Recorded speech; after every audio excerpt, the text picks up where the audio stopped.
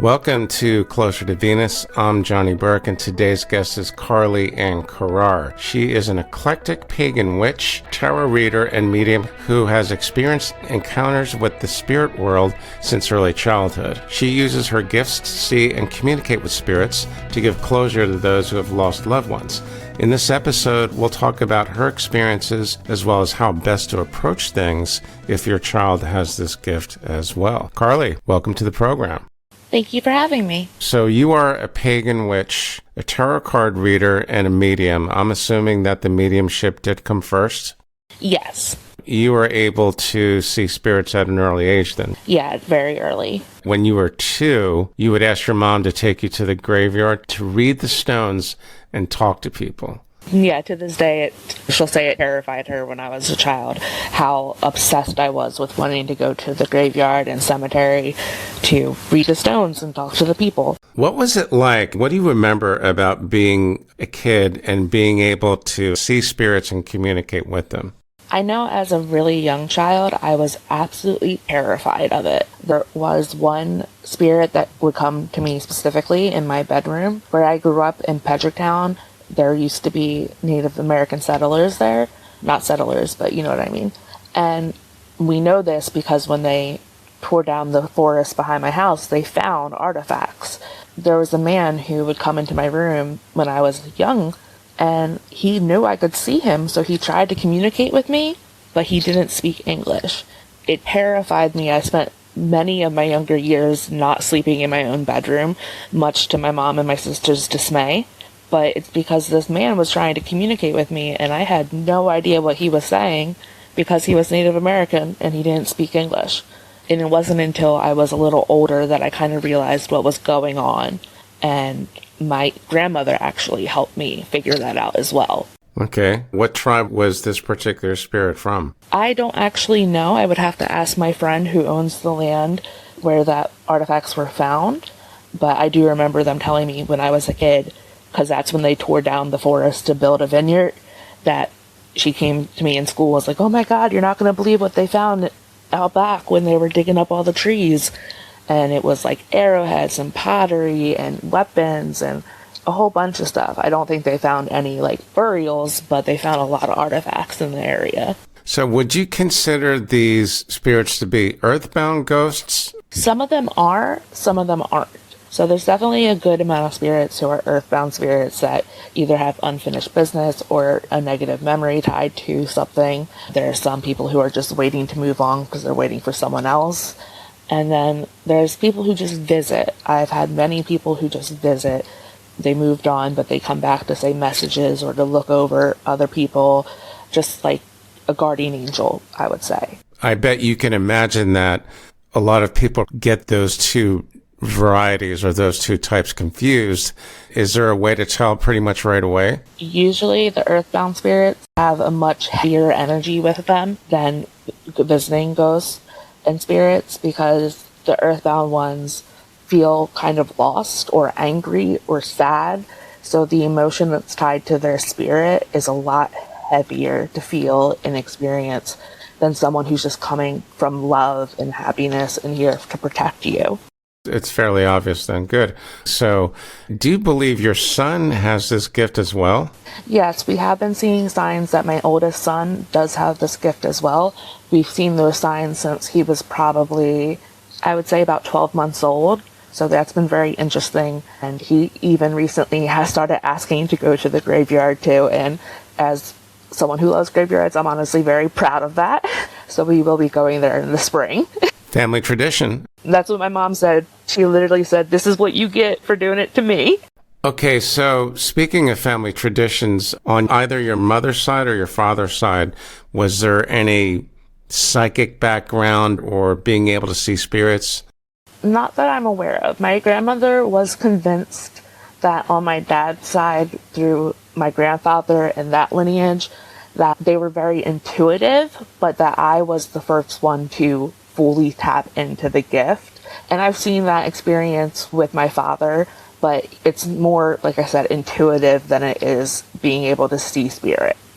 Having this kind of experience and seeing that it's happening with your oldest son, What do you do when you have a son or daughter, for that matter, that has the same gift? If you had to do it over again, how would you approach it? So I definitely wouldn't approach it by telling them that what they're seeing is not there, because when I went through that as a child, it was very scary and invalidating because it made me feel crazy. If you believe that your child is actually seeing spirits and not just afraid of the boogeyman under the bed, the best way that we're handling it is, one, letting them know what methods of protection they have, spiritual protection. So we have told our son to speak to one of the deities that we work with. So I know a lot of people in the pagan community, they work with Hecate, or there's the Christian people who work with God. No matter who your deity is, telling your child to ask them for protection can be very grounding.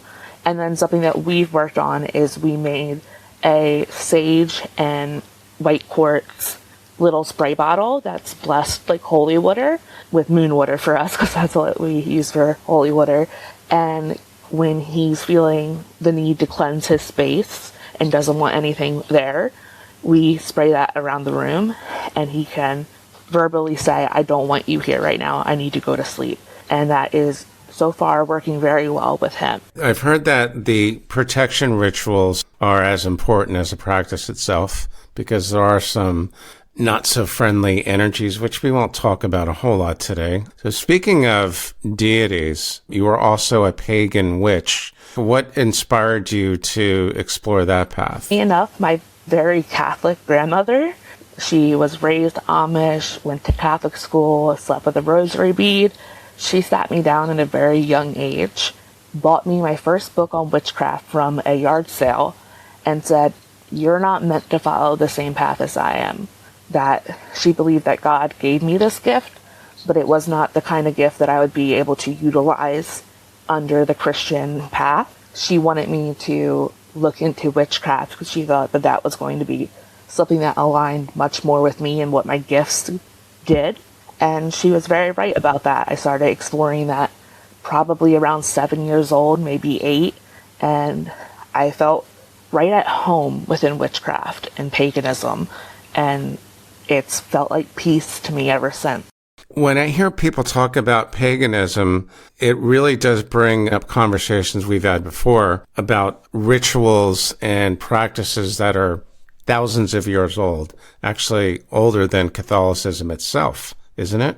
Yes, it is. There are many actual similarities between the two religions, actually. With paganism, what are the biggest differences between that and Catholicism? Paganism as itself is very in tune with nature.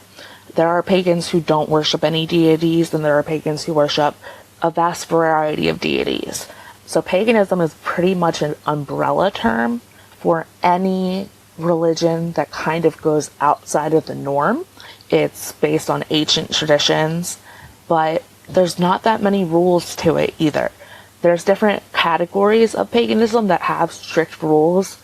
Paganism as itself is, like I said, an umbrella term for the old ways that worship multiple deities, different energies, nature itself, and that's where a lot of the differences come in. But there's also so many similarities. Most of the pagan holidays and traditions were adapted into Christian holidays and traditions. It's like Christmas? Yeah. It's so crazy to see that. And when you actually study religion, like I did in college, it becomes like this really crazy clear picture about how we're really all worshiping the same thing, just in a different way. That's a good point.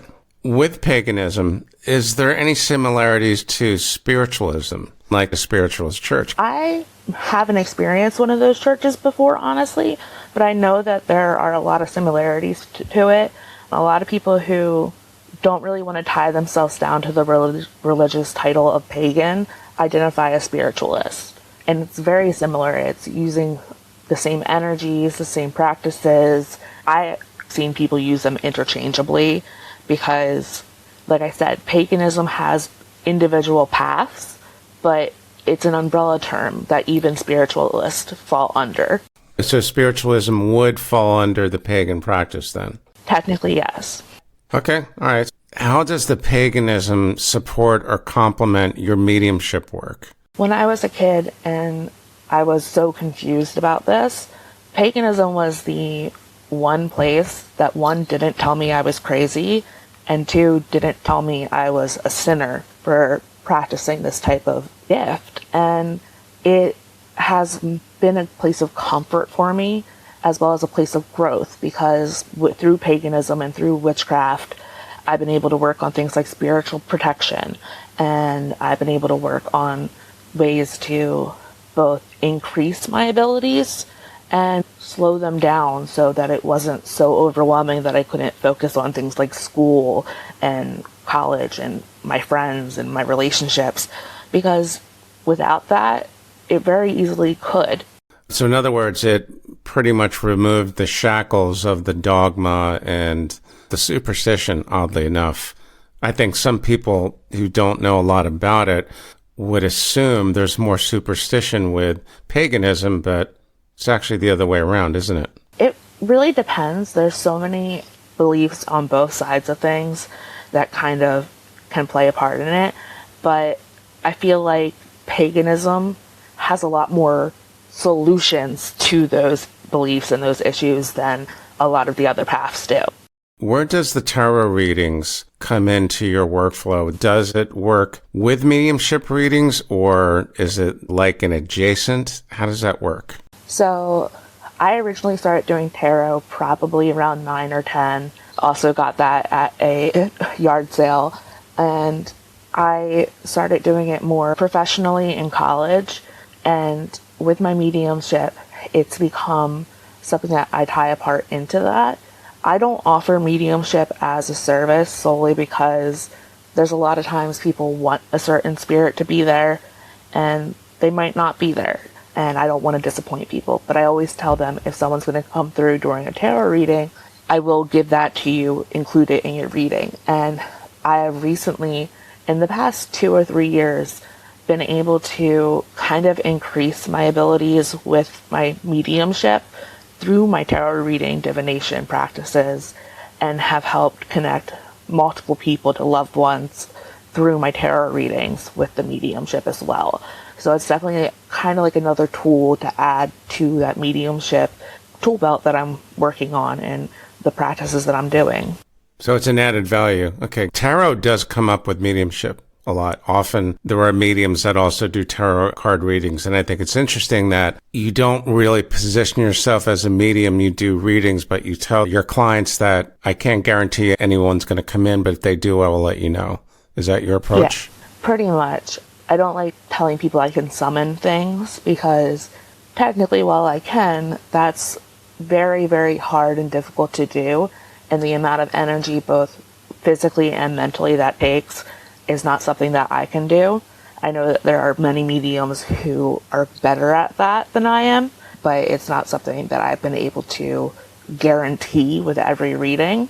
So I let them know if they're going to come through. I will let you know they're here, but I cannot promise that they're going to come through. Isn't it true that for any medium, we're talking about the experienced ones, they can't guarantee anything? They could be the best medium in the world, but if that particular spirit or spirits don't want to come through... Yeah, it's definitely no one can guarantee. I just noticed that it's something that some other mediums have been able to have a better success rate at than I have. But I think a lot of that has to do with my own insecurities, because I used to be bullied for this immensely. So to this day, I kind of question myself, even though I've had multiple experiences that have been amazing and I've never had a negative one. I'm still like waiting for the person to come out and be like, oh, I caught you. You're not good at this. And I think that's part of the reason why I don't offer it as a service, because mediumship, even though tarot is too, but mediumship is so much more personal because it's about someone you lost. And that level of pain is just hard to touch. From what I've been told, it can be very draining as well. So do you have some examples of connecting with spirit, however you did it, which offered compelling evidential information? Yeah, I've had experiences in my younger years when I was in high school with a friend at the time, her boyfriend. That was a really crazy experience because it was the first time that I had connected with a spirit through technology. We were on the phone with him. And then one of the other most like evidential experiences I've had, and one of my favorite stories to tell, is me proving to an actual mental health professional that spirits exist when they told me that they were a skeptic. Both of those experiences really shaped who I was and made me be like, yes, this is something I can do that helps people, and that this is something that I need to stop doubting is real. What are some of the highlights and otherwise most important things that you've learned from your experiences with the spirit world? The things that I've learned that are the most important would probably be that these people that we lost are still with us. I've lost people who meant the world to me, and it was through my abilities with mediumship that I was able to find peace and closure with that. And that's how I've been able to help other people also get peace and closure. I've helped a good amount of people get their closure, and experiencing that within the spirit world has been one of the most beautiful things that I've ever experienced. And my ties to the spirit world also kind of helped me deal with my own trauma and understanding that good and bad happen in the world because we need balance. And all of it combined, it's such a dark area, but it's caused so much light for me. And like, I feel the most peace in the graveyard. That's where I feel the most relaxed and most calm and most serene, for lack of a better word. And it's something that so many people think is dark and scary, but once you actually tap into the spirit world and getting to connect with your ancestors and those that we have lost, it really becomes one of the most beautiful gifts in the entire world. When you were talking about being in the cemetery, it's almost as if the gravestones or the plot is almost like a calling station. So do you get the feeling that person buried there is aware that you're basically right in front of their plot? Or is that a bit far-fetched? No, that's very true, especially if they're an earthbound spirit or if they happen to be visiting. They do know that you're there. It's very common for them to see that I can see them. There is a woman who walks around the graveyard that I go to the most often, and her and I have become friendly, and she notices me every time I come. She won't necessarily tell me her name, so I don't know which grave she belongs to, but she does recognize, hey, she's here, I see her, how are you, that kind of thing, and so do a lot of the other spirits. Is she a visitor or is she earthbound? She's earthbound. She's buried somewhere in the cemetery, but she doesn't want to let me know who, because having your name would help her move on. I'd be able to help her move on, and she doesn't want to do that. Have you had the experience of actually being able to help an earthbound spirit move on? Yes. What had happened in that situation specifically was I was on the phone. Me and my friend were on the phone with her boyfriend at the time. And, typical teenagers were just hanging out. So me and her were just talking, and he was reading poetry and not even talking to us. It was just, I have to be on my phone with my boyfriend at all times. And all of a sudden I heard someone reading the poetry along with him. And it was almost like I was transported to his living room. And I paused and I said to him, I said, hey, Sebastian, are you on a green couch? And I started describing his living room, and he was like, yeah, how did you know that? I've never been to his house before, let alone know what his house looks like. And then I start describing that there's a man there with him reading the poetry, and I describe what he's wearing. And all of a sudden, Sebastian starts crying. And that's when I got the message from the man. And it was, my son, my boy, I'm so proud of you.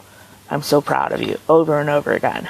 And apparently, for years, because it had been a couple years since his father had passed away, he had struggled really badly with nightmares that he was not making his father proud. And it was part of the reason why his father stayed to, one, make sure his son was okay, but because that was his unfinished business, to be able to confirm that to his son. And it was a very emotional experience, but I do believe that after that time, his father was able to let go of that pain that was happening with them. Are you able to show them the light in that instance where they can go to the light and move on? Yes, I have been able to definitely show them to move on and go into the light and go to wherever they're going on the other side. And that last example that you gave us, being able to see into the living room, that sounds a lot like remote viewing, isn't it?